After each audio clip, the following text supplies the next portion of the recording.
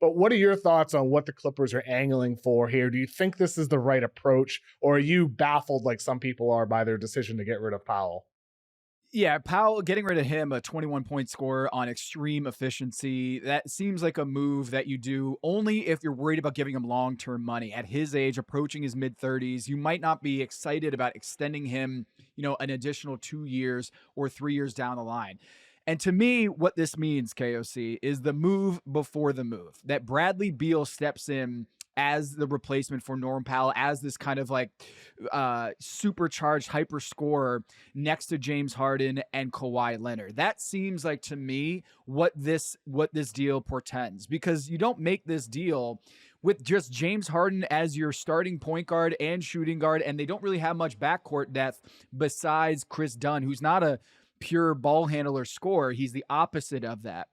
And so maybe they do this deal with some sort of indication that Phoenix is going to agree to a buyout, and then you can get Bradley Beal on a really nice deal without extending past that 2027 year. And that to me is low key. The biggest storyline in the NBA right now is that the Clippers are not willing to go past 2027 in any sort of salary. They have $29 million on the books, according to Spottrack.com, which is basically the Zubats contract. After that, there really is anyone on this roster long-term. Kawhi's up then. James Harden's up then. Kawhi Leonard's up a year earlier. But this is kind of this arms race that's building across the league for gearing up for the summer of 2027. The Warriors have no money beyond 2027, and the Lakers have no money beyond 2027. Luka Doncic, of course, an extension expected to happen. But if you look at what's happening, Giannis and Jokic can be free agents in the summer of 2027. So you wonder if the Warriors, the Lakers, and the Clippers are all just kind of preparing for an all-out war in 2027, or they're just trying to keep their cap sheets clean going forward. What say you?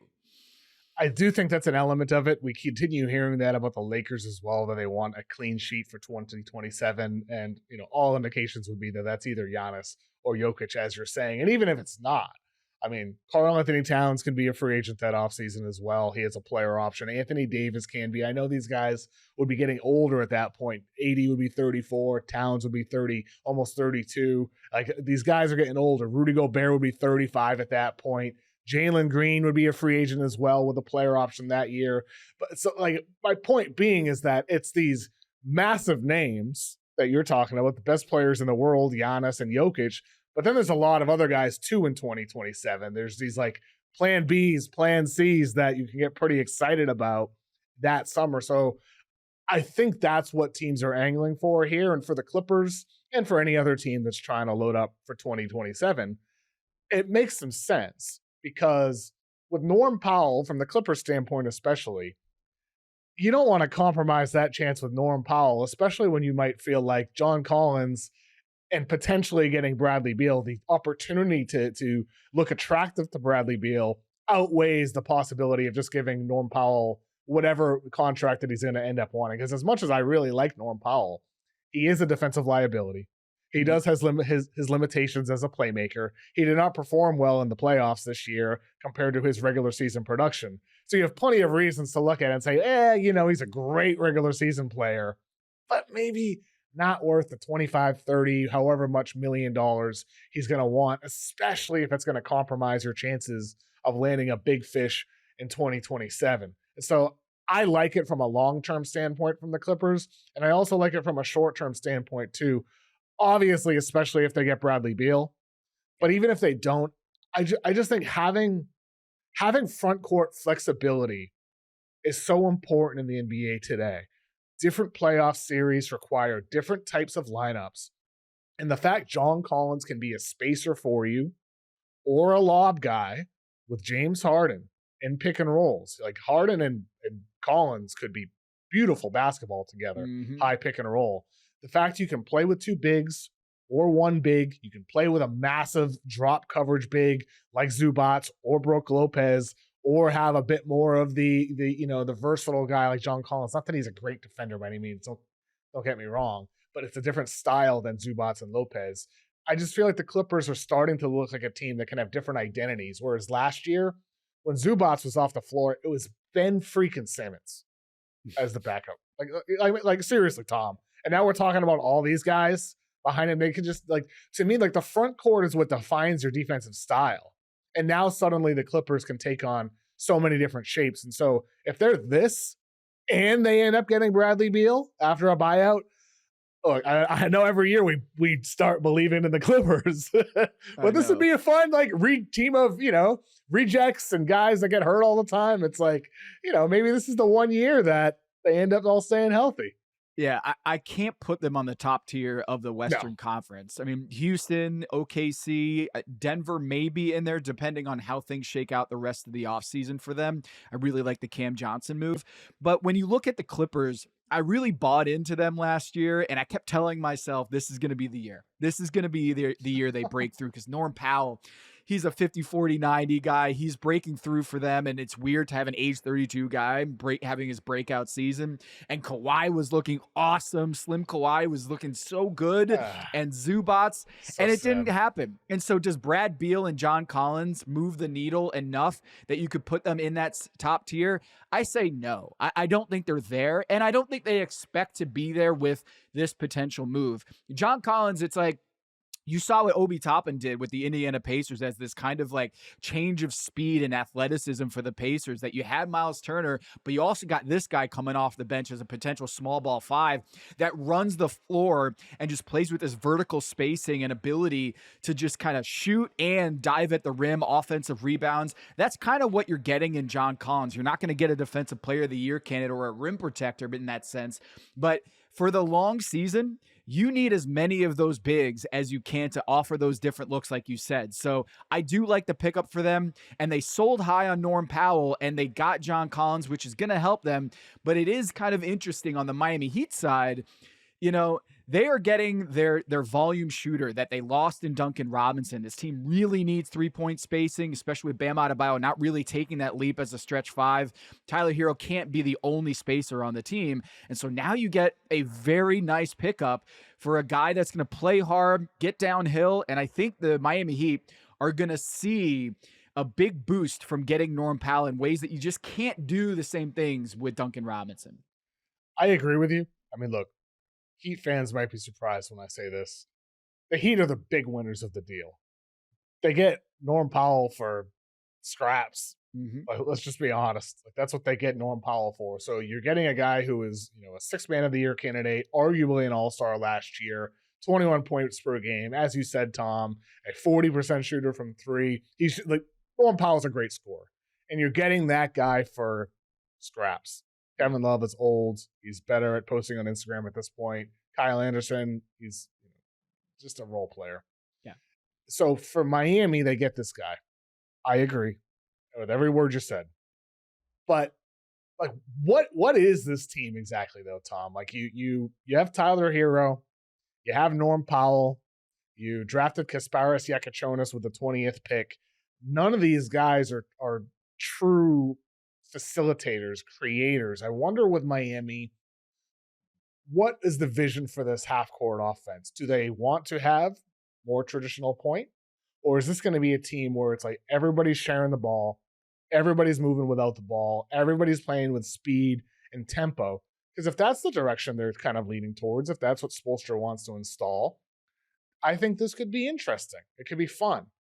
I still think there's a little bit too much overlap, though, with Hero, Powell, and Yakachonis. But, I feel like when we're looking at some of these teams, not everything has taken full shape yet. Andrew Wiggins is still involved in trade talks right now. The Clippers still haven't filled, that position with a Bradley Beal buyout at this point. The Jazz, everybody's talking about them oh, what are they doing?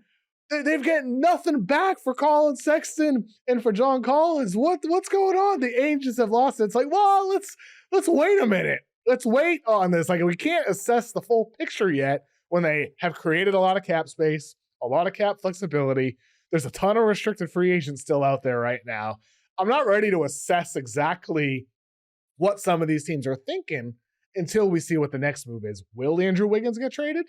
Will the Clippers actually get Bradley Beal? Will the Jazz do something with their cap space, absorbing a player in the trade or making a contract offer sheet to a guy that's still out there? Like Kuminga is still a restricted free agent. Josh Giddey is still a free agent at this point. Cam Thomas, Quentin Grimes. Those are some good quality players still out there that are unsigned restricted free agents. And so until some of these dominoes end up falling, I've got a hard time saying the Jazz are nuts. Like they held on to these guys for too long. Let's hold our horses here. Let's see what the next move is. Do you agree with me here, Tom, in particular with the Utah Jazz side of things here? Yeah, well, also Lauri Markkanen. I mean, this guy that Yes. for them, it was an all-star starting the all-star game a couple years ago and fell out of that kind of like star status the last year or so. He's 28 years old. He does not fit on the timeline that we see with the Utah Jazz, and they could flip You think him he's to next? I think he's next. I think Lauri Markkanen's next. I think given the fact that they have broken this down to the studs, and you look at this team was a 17-win team with Colin Sexton, with John Collins. They had, and Jordan Clarkson, these three vets that for the last like 3 years, we've been hearing them in trade talks or in the rumor mill of like, can they get a first round pick? Can they get like a bunch of seconds for these guys? And they ultimately traded them for nothing. They offloaded them for free, basically, and saying like, we are fully in the rebuild, bottoming out, and we're not going to have this weird kind of, we have a bunch of veterans and this young crew that we're trying to build for the future. And so I think Utah Jazz, the big win to me is that they picked a direction. Right? Like Markkanen is kind of caught in the middle here. And I suspect we'll hear some more Markkanen talk this summer as Summer League and all the executives come and convene, that you're going to see Lauri Markkanen as the next kind of the big domino that could fall because of the fact that this team right now with Isaiah Collier, Ace Bailey, Kyle Filipowski, Cody Williams, these guys who are super young and green. And then you got Markkanen. It doesn't really make much sense from an organizational standpoint. And you heard Austin H say, we're not tanking. You're hearing that a month ago or so. They're just going to suck organically. That's what they're going to do. Yeah, exactly. They're going to bottom out, whether it's via tanking or not. They're going to be a bottom feeder in the NBA. So it's so funny. It's like I guess the tanking part is that you're not going to have starter caliber veterans basically playing 20 minutes in a game and throwing in the towel, a la Anthony Davis with the New Orleans Pelicans a few years ago. Like, I don't think that's the situation anymore, but I think it's a big win for Utah that they bring back Will Hardy on an extension. They have Austin Ainge, and you're going forward with the expectation that this is going to be a rebuild purely for the next 5 years. And it's not going to be, I guess if we're one move away, we got Markkanen and we got a couple other vets on the team, we can make a run for the play-in. Now they are fully in this rebuild. And I suspect teams like San Antonio or other contenders to check in on Markkanen because that could be a very valuable swing piece for a contender. For sure. And I think this is why, like with today's podcast ahead of Summer League, I didn't want to do like a full, off seasons, winners and losers type of thing. Like I think, usually around this time of year, there's a lot more settled, but there's so many restricted guys out there. We still have the LeBron situation. We still don't know exactly what Giannis is going to choose to do. We still don't have full clarity on Lauri Markkanen, among other things still out there. A lot of veterans still out there as well. But in regards to Utah, they do have clarity. As you said, Tom, they have chosen a direction.